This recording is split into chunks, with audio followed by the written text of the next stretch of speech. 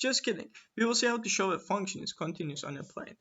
I will first tell you about what is the definition, and I will give you an intuition about it, and I will also show you what this means geometrically.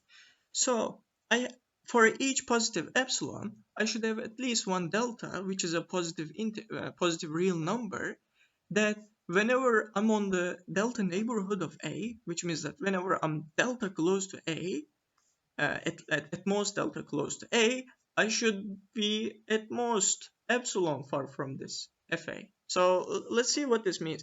Also, this is a lot like definition of a limit on functions. This thing would be L, and we would say limit as x goes to A of fx equal to L. And here, this is FA.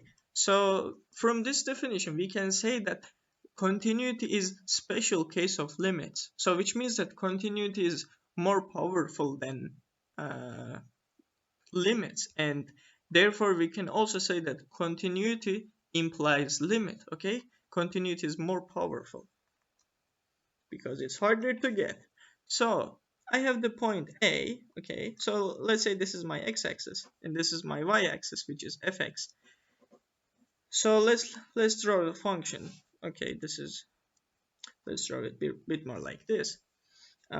It's not important, just for simplicity. So I have the point FA here, okay? And so I have delta neighborhood of A, which is A minus delta, A plus delta, and I have epsilon neighborhood of FA. So this point is FA plus epsilon, and I have also let's write it here, okay? So it's a bit squeezed there. So this is FA minus epsilon. So I have delta neighborhood of A, epsilon neighborhood of FA, and continuity is saying me that whenever I'm on this interval, okay, let's pick a point, and I'm going where this gets a value on the function, and I go back to which value does it get, and this is saying me that it should be on this interval. So we see that it's here, and this is on this interval, and continuity is saying me that whenever I'm on this interval, the image, the value of it gets, should be on this interval. So this is all we should know about limits, okay? So let's see how we can show this function is continuous on point. So we always start with let epsilon be positive than 0. We also do the same thing for functions, because function limits, because as I said, it's kind of same thing. So I'm just saying that x minus a, here a is equal to 1, is less than delta. Can I find the delta for each epsilon, that whenever I have x minus 1 is less than delta, would this imply that fx minus fa, here again a is 1, fx minus f1 being less than epsilon?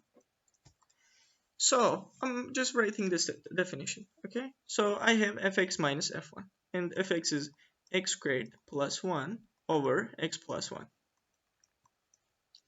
And f1, I just put x is equal to 1. It's just 2 over 2, which is 1, minus 1.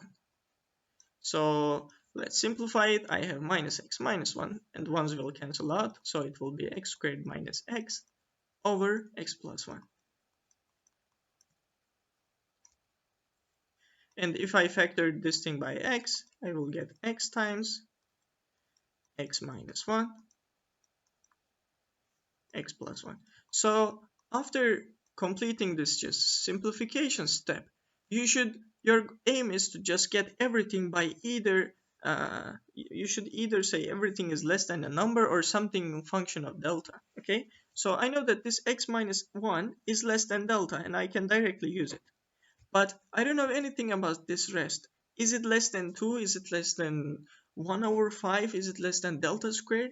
I don't know. We should figure this thing out, because if I knew that x over x plus 1 is less than, for example, let's say question mark, I could say that this is less than delta times question mark, okay?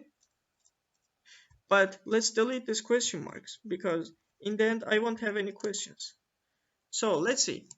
I know that x minus 1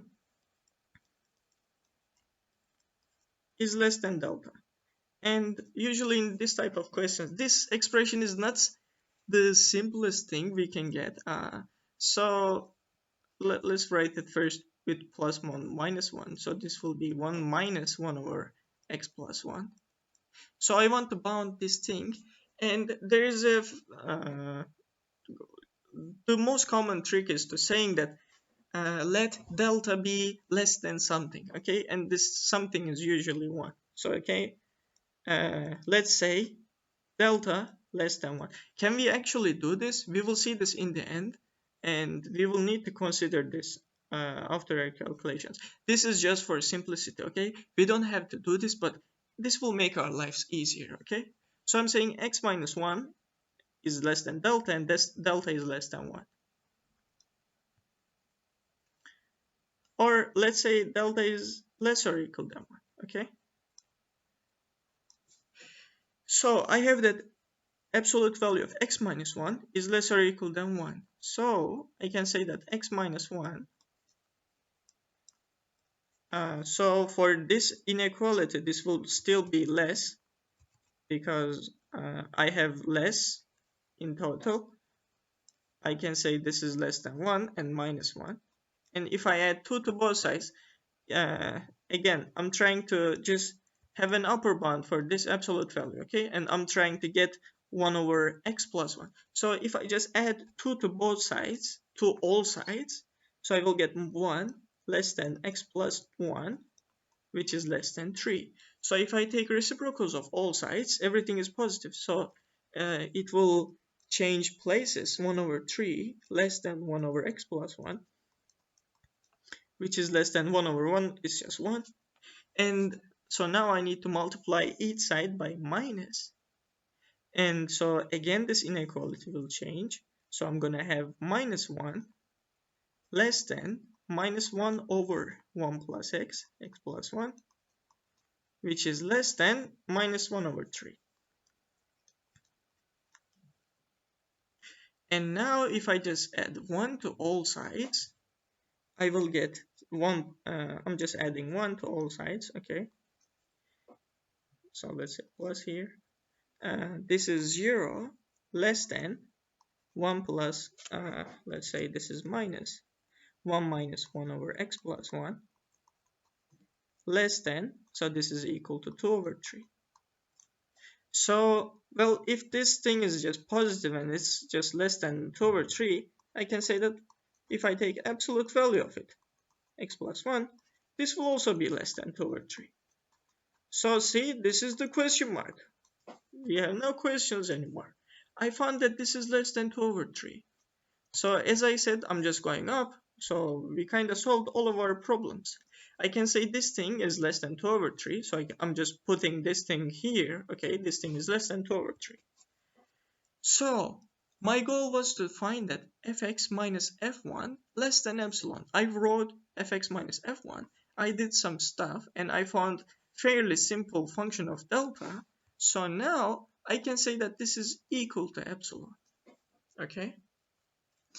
And so here I'm finding that delta is 3 epsilon over 2. But we are not exactly done here. So let's see what this, how will this assumption change our results, okay? So I found that delta is equal to 3 epsilon over 2. And I also know that delta is less or equal than 1. So then what is my delta? How can I actually know it? So I have to have that delta is less or equal than 1, and this should also satisfy. Like, I mean, if delta is less or equal than 1, I know that delta is going to be equal to 3 epsilon over 2. So I want both of these conditions to satisfy. So if I pick delta being equal to minimum of both of these, okay, 1 and 3 epsilon over 2, let's see what would happen. Because minimum of this thing is less or equal than 1, so I satisfy this condition. Okay, And if my epsilon is so big thing, like if epsilon is like, for example, 5, this thing is greater than 1. So I'm gonna have this thing satisfying. And in the end, I will still have that this thing is gonna be less than epsilon. And I will see that my fx minus f1 will be less than epsilon. Or if this epsilon is something small, that this 3 epsilon over 2 is less than 1, so this delta will be equal to 3 epsilon over 2, and both of these conditions will satisfy. Both this and this will satisfy, and all of my problems will be solved. Okay, so this is my answer. If I pick delta being equal to minimum of 1 and 3 epsilon over 2, let's go top. Whenever this holds, this will imply, so let's clear this question mark too, this will satisfy. Okay, so that's the end of it.